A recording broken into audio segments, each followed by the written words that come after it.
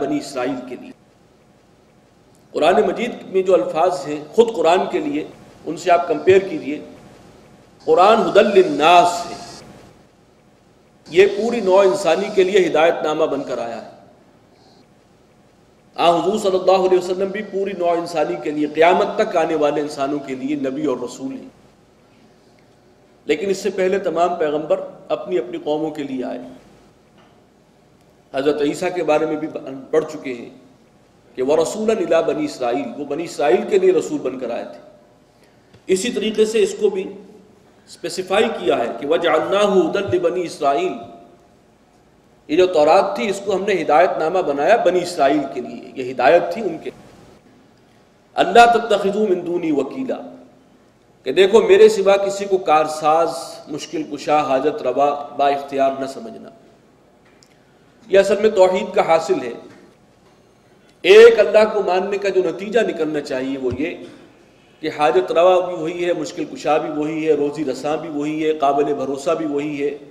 وہی ذات واحد عبادت کے لائق، زبان اور دل کی شہادت کے لائق، اسی پر توکل ہونا چاہیے اگر دل میں ایمان موجود ہے۔ تو یہ توحید کا بھی حاصل ہے، توکل، اور یہی تھا تورات کی تعلیمات کا خلاصہ۔ ذریۃ من حملنا مع نوح، اے ان لوگوں کی اولاد کے جن کو ہم نے نوح کے ساتھ سوار کرایا۔ یہ سب انہی کی اولاد ہیں، بنی اسرائیل جو ہیں وہ سامی النسل ہیں، حضرت سام کی اولاد ہیں جو حضرت نوح علیہ السلام کے بیٹے تھے۔ انہ کان عبدا شکورا، یقیناً وہ بندہ تھا بہت ہی شکر بجا لانے والا، یعنی نوح علیہ السلام کے بارے میں اللہ تعالیٰ کے یہ کمنٹس۔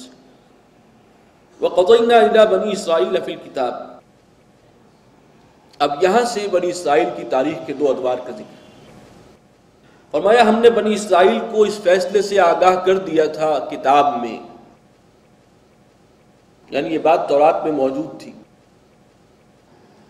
لَتُفْسِدُنَّ فِي الْأَرْضِ مَرَّتَيْنِ، تم زمین میں 2 مرتبہ فساد مچاؤ گے، خرابی کرو گے، وَلَتَعْلُنَّ عُلُوًّا كَبِيرًا، اور تم بہت زیادہ سرکشی کا مظاہرہ کرو گے، انتہائی سرکش جو ہے وہ تم ہو جاؤ گے 2 مواقع پر۔ یعنی اس کے اندر یہ بات امپلائیڈ ہے کہ جب ایسا ہوگا تو دونوں مرتبہ اللہ کے عذاب کا شدید ترین کوڑا تمہاری پیٹھ پر برسے گا۔ جب تم خوب فساد مچاؤ گے اور سرکشی دکھاؤ گے تو اس میں گویا 2 عروج اور 2 زوال۔ ایک مرتبہ اللہ تعالیٰ تمہیں عروج عطا فرمائے گا، لیکن تم فساد مچاؤ گے، سرکشی کرو گے تو عذاب کا کوڑا برسے گا۔ پھر تم اپنی اصلاح کر لو گے، پھر اللہ تعالیٰ تمہیں عروج عطا کرے گا، ترقی دے گا، اور تمہیں جو ہے حکومت و اقتدار ملے گا، اور پھر تم وہی حرکتیں شروع کر دو گے تو پھر دوسری مرتبہ پھر بہت بڑا کوڑا پڑے گا تمہاری پیٹھ پر عذاب کا۔ فَإِذَا جَاءَ وَعْدُ أُولَاهُمَا، جب وہ ان میں سے پہلی بار کی میعاد آئی، یعنی پہلے وعدے کا وقت جب آیا، بَعَثْنَا عَلَيْكُمْ عِبَادًا لَنَا أُولِي بَأْسٍ شَدِيدٍ،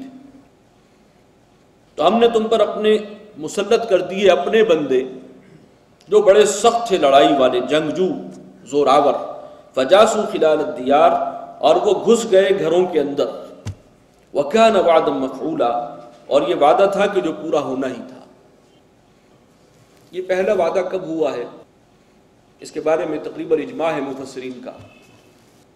بنی اسرائیل کی تاریخ کا دور عروج جو ہے وہ حضرت سلیمان علیہ السلام، حضرت داؤد علیہ السلام، حضرت طالوت علیہ السلام کا عہد ذری ہے۔ یہ تقریباً مل کر 100 برس بنتے ہیں، اور یہ حضرت موسیٰ علیہ السلام کی وفات کے تقریباً 300 برس کے بعد ان کا یہ دور عروج شروع ہوا ہے۔ بہت بڑی حکومت قائم ہوئی، بہت بڑی سلطنت، جن میں حضرت سلیمان کی سلطنت تو بڑی منفرد بھی تھی بہت سے اعتبارات سے، ہم پڑھیں گے آگے کہ ان کی حکومت جنات پر بھی تھی اور ہواؤں پر بھی تھی اور پرندوں پر بھی تھی، تو وہ ایک یونیک معاملہ تھا۔ بہرکیف اس کے بعد ان کے اندر زوال کے آثار شروع ہوئے۔ حضرت سلیمان کے بعد وہ جو ریاست ہے 2 حصوں میں بٹ گئی، ریاست اسرائیل اور ریاست یہودیہ، آپس میں خانہ جنگیاں ہونی شروع ہو گئی، لڑائی جھگڑے، وہ سورہ بقرہ میں ہم کافی اس کی تفصیل پڑھ چکے ہیں۔ اس کے نتیجے میں تقریباً پھر 700 ساڑھے 600 قبل مسیح میں پھر ان کے اوپر جو ہے وہ حملہ کیا ہے بخت نصر نے، کلدانیوں نے، یہ عراق سے آیا تھا، عراق کا بادشاہ تھا اس وقت کا نمرود،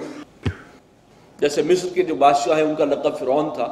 تو عراق کے بادشاہوں کا لقب نمرود۔ تو اس نے حملہ کیا اور لاکھوں کو قتل کیا،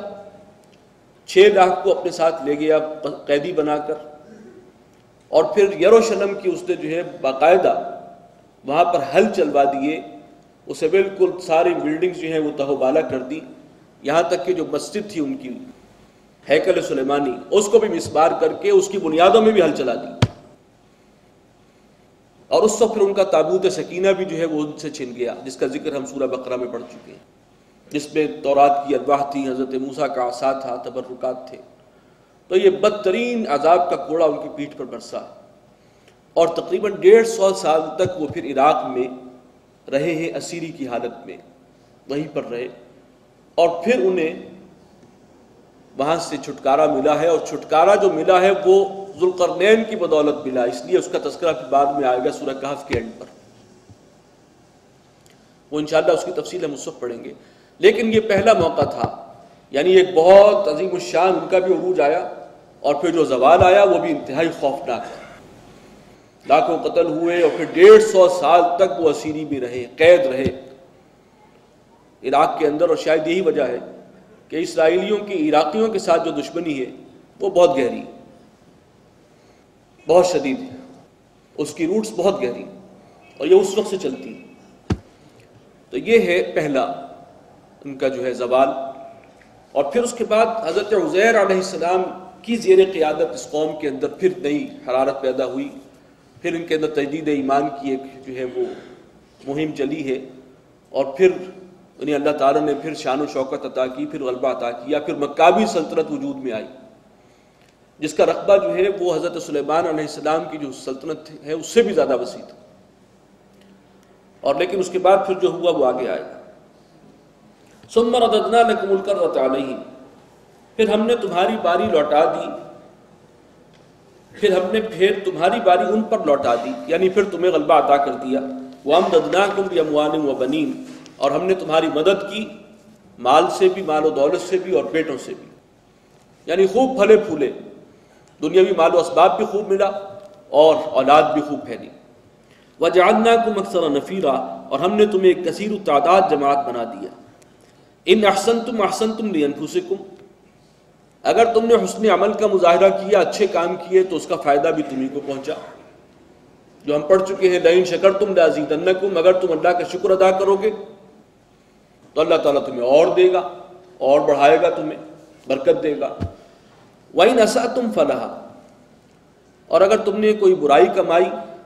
اور بری روش اختیار کی ہے تو پھر اس کا وبال بھی تم پر ہی آیا۔ فَإِذَا جَاءَ وَعْدُ الْآخِرَةِ، اس کے بعد جب آیا دوسرے وعدے کا وقت، لِيَسُوءُوا وُجُوهَكُمْ، اب یہاں پر الفاظ محذوف ہیں، قرآن مجید اختصار سے کام لیتا ہے، کچھ چیزیں جسے کہتے ہیں امپلائیڈ ہوتی ہیں، تو جب دوسرے کا وقت آیا تو ہم دوسرے وعدے کا وقت آیا تو ہم نے پھر تم پر اپنے کچھ زور آور بندے مسلط کر دیے، یہ الفاظ یہاں پر محذوف ہیں کہ بَعَثْنَا عَلَيْكُمْ عِبَادًا لَنَا أُولِي بَأْسٍ شَدِيدٍ۔ انہوں نے کیا کیا؟ لِيَسُوءُوا وُجُوهَكُمْ، تاکہ وہ تمہارے حلیے بگاڑ دیں، وَلِيَدْخُلُوا الْمَسْجِدَ كَمَا دَخَلُوهُ أَوَّلَ مَرَّةٍ، اور تاکہ وہ داخل ہو جائیں مسجد میں جیسے کہ وہ داخل ہوئے تھے پہلی بار۔ اب یہاں قرآن نے وضاحت کر دی کہ پہلی مرتبہ بھی جب حملہ ہوا تھا اور اس زوال میں بھی اس مسجد کے تقدس کو پامال کیا گیا اور اس کو بھی تباہ و برباد کیا گیا، اور دوسری مرتبہ پھر یہی ہوا۔ 450 قبل مسیح میں ان کا دوسرا دور عروج شروع ہوا تھا، مکابی سلطنت، اور پھر یہ چلا ہے کافی عرصے، لیکن پھر حضرت مسیح سے پہلے کو 150 برس سے پہلے یونانیوں نے ان کے اوپر حملہ کیا ہے، اور یہ جو ہے رومن امپائر کے انڈر آ گئے تھے۔ پھر ان کے اندر زوال، اضمحلال، اخلاقی اعتبار سے عمل کا، دین کو مذاق بنا لینا، شریعت کو جو ہے بازیچے اطفال بنا لینا، جیسے کہ ان کے معاملات ہم پڑھ چکے ہیں۔ تو جب یہ حرکتیں شروع کی، پھر حضرت مسیح علیہ السلام کو اللہ تعالیٰ نے بھیجا۔ وہ اسی دور میں آئے تھے کہ جب یہ بنی اسرائیل